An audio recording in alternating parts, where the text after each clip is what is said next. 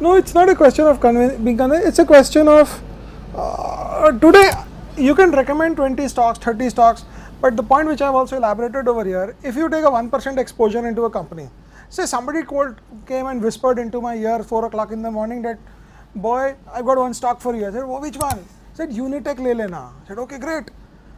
कितना होएगा? Well, it's going to go up 100 times, 2004, 2003, 2005, wherever it, from where Unitech went up 100 times. I said, okay, I'll put 1% of my portfolio in Unitech. I call my broker, because when you put 1% of your portfolio, you will do only 1% of the adequate amount of research that you should do. If you put 30% of your corpus into a stock, you will allocate 30% of your time doing that research. So 1% of allocation means only 1% of research, so you won't even wait. At 9:14, you will tell him, the moment you reach office, give me a call, and at 9:16, you would have the order punched in. So 1% allocation, it goes up 100 times, only doubles your portfolio, almost, because it's just a 100% game, 1% into 100. So that doesn't change your life, because as I said, you are not poorer by just 50%. You're not telling God, God, just double my money and I'm going to become rich.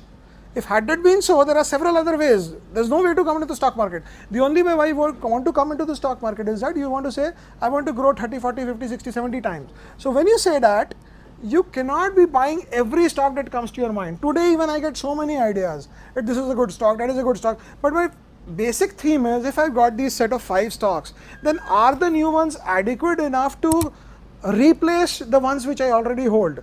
One stock which we have gone wrong, actually, not in a wrong sense, in a large sense, is called Hawkins Cooker. The company hasn't been delivering, but at least for whatever reason, we have not lost capital on that.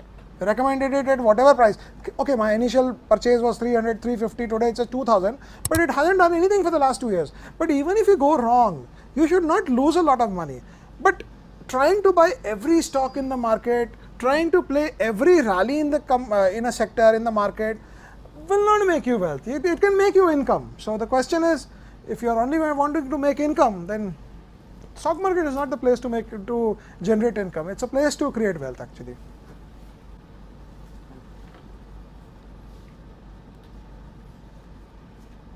So when did you really realize this revelation? When did you have epiphany on this, that okay, you have to be focused? Did you commit some mistakes? I'll interrupt your question. I've got your question. The thing is, I wanted to make big money.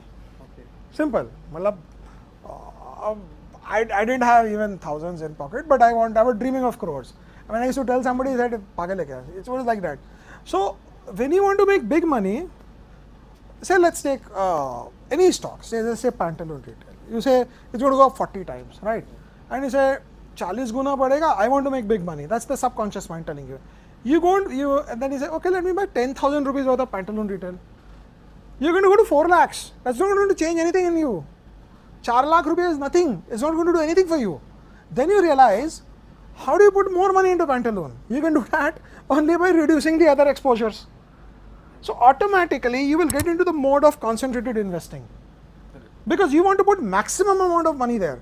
Like the one stock which is mentioned in the later stages of the book, which we bought last year at the time of IPO, which is called Repco Home. I bought a very small quantity of Repco Home during the IPO, because at the time money wasn't free and I already had Titan. But when Repco moved from 170 to 200, I almost bet my whole house on Repco. I thought this is the stock to be in, because you could see it's a 20-year story.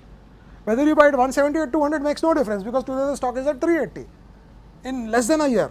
So I could have bought Repco, I could have bought another stock which has done well from last year called Symphony, but I didn't buy Symphony because that stock was moving. But I thought Repco is good, so why should I buy Symphony? So I missed Symphony. So people will say, "Arey yaar, aap to Symphony khud nahi liya, aap sabko bole lekin." It doesn't matter, yaar. You put additional amount into Repco and Repco is doubled, so you're there. Because ultimately what matters is how much money you've made, and not from how and not from what stocks you've made that money. Say you were playing the construction boom. One Nagarjuna construction was enough for you. Why did you want to buy IVRCL and HCC and HDIL and everything? One stock is enough for you to make money. I mean, the richest guys in the world are all people who have made their money from one stock. At Bill Gates, talk about Bill Gates sometime in life, talk about anybody. I mean, they've all made their money in one stock. They've never bothered to put 20 stocks, 30 stocks. Warren Buffett is one guy, but Buffett has different priorities in life, so that's why he divides his money.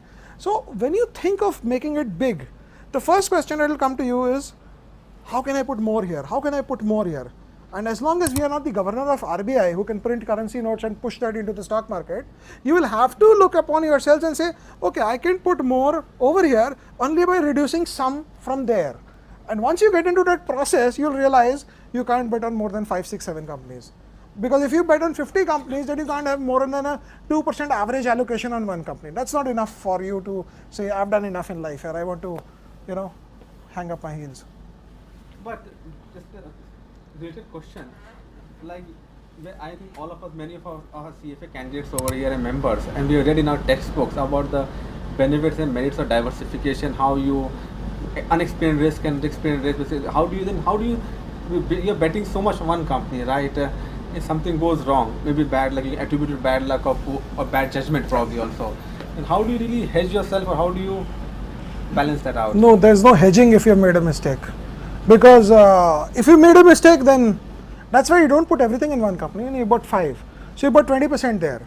So look at it from another perspective. If you expect this portfolio to grow 25% every year, and this portfolio has 5 stocks of 20% each, and one of the companies goes bankrupt, BANKRUPT, finished, khatam, khela khatam, paisa ajam. In India, the best part is even if a company goes bankrupt, you can still trade it. Kingfisher today trades at 3 rupees. So even if it goes bankrupt, you don't lose 100%. You can still lose 90, 94, 95, 96, 97, 98%, but you never lose 100%. Right? So even if one of those stocks go bankrupt, then you got 4 left. And all of them were supposed to go up by 25% each. So still you recover your money at the end of year 1.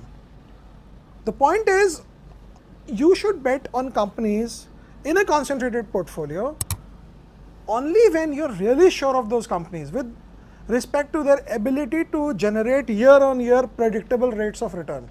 Now, if you can do that, then you should do it. You can't be buying 5 stocks, Tata Steel, Hindalco, Jindal Steel and Power, and 2 more, ACC, and say 1 Nagarjuna Construction or whatever. All of them are cyclicals. Even the company's boss doesn't know what price steel would sell at the London Metal Exchange next year. So, आप कैसे उसका report बना रहे हो? How are you doing a DCF? The biggest crime that is done in the analysis industry or in the research industries is when you do a DCF for a Hindalco. Can anybody tell what price aluminium will trade at tomorrow? If he can, then he should be going and punting futures at the London Metal Exchange. Why is he doing this? So those kind of companies where you cannot predict returns, you cannot have a concentrated portfolio. So if somebody comes and tells you can buy say Tata Steel or whatever, and this is going to double up, you cannot put 20% of a portfolio there. You can only put 3%. Then you have to look for the 97% to be allocated elsewhere. So the first thing before you do a concentrated investing mode is to think of companies that can almost do no wrong, because nobody is sure.